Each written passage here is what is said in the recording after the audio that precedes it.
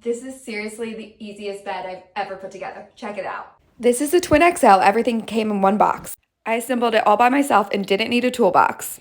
These are clearly labeled, which is nice. And I'll open this up to see what's inside here. Oh, legs for the bed.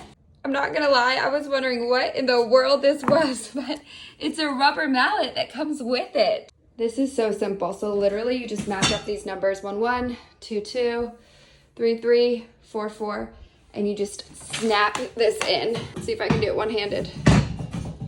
Well, and left-handed, here we go. Yep. Wow, that is simple. So again, just lining this up and snapping it in. Then I had to flip it over, which is easy, to screw in the legs. Legs are in, so just need to flip it over again. And these pieces just literally snap in as well. One thing to notice is there's a little lip right there. You want to make sure that goes over this part right there. So all of these pieces are in. You can use the rubber mallet if needed, it's included. I was able to get all of these pieces in without it though. Here's the side angle view. And now I'm just gonna put the blue cover on. All right, that was really easy to put on as well.